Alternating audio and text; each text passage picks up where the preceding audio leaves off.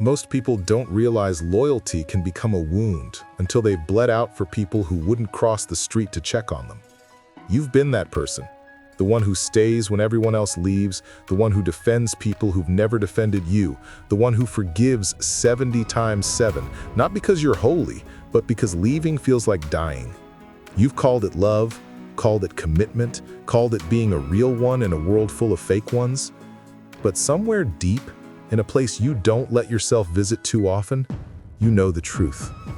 Your loyalty hasn't been rewarded. It's been exploited. And the people you've given your best to have given you their leftovers, their maybes, their bare minimum disguised as enough. And you accepted it. Not because you're stupid, but because you were taught that love means staying no matter what, that real ones don't leave, that walking away makes you the problem. But nobody told you the other half of that truth.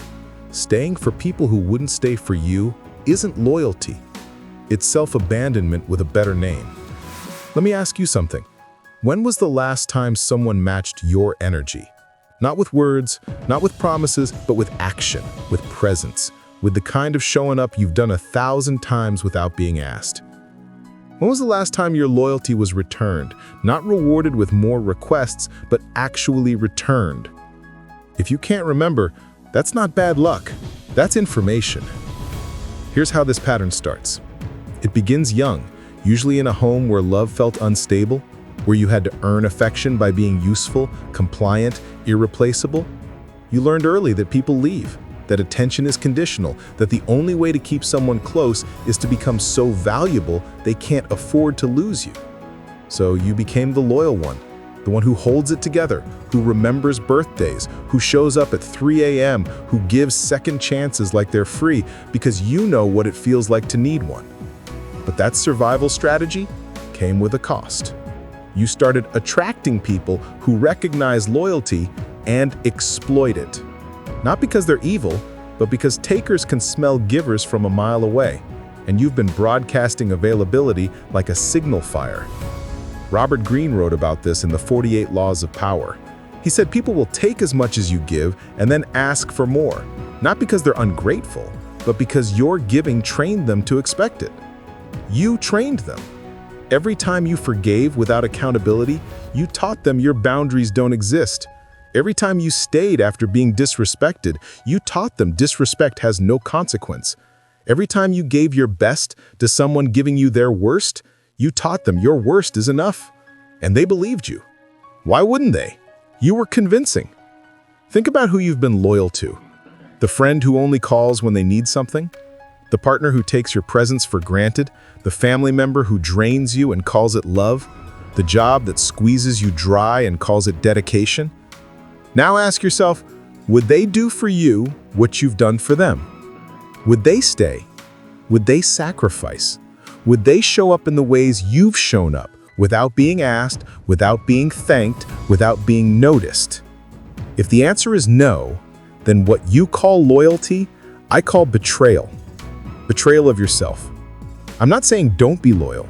Loyalty is rare. It's valuable. In a world of quitters and ghosts, being someone who stays matters. But loyalty without discernment is destruction. It's handing your heart to people who don't know how to hold it. It's investing in accounts that will never pay dividends. It's setting yourself on fire to keep cold people warm and calling it love while you burn. Marcus Aurelius wrote that we shouldn't give anyone the power to make us disturbed. But I take it further. Don't give anyone your loyalty until they've earned it. And if they abuse it, revoke it. Without guilt, without explanation, without apology. Because loyalty is not a debt you owe to everyone who's ever been in your life. It's a gift, a rare one, given to those who prove through action, not words, that they understand what it costs you to give. So what do you do now? You audit your relationships, not from anger, from clarity.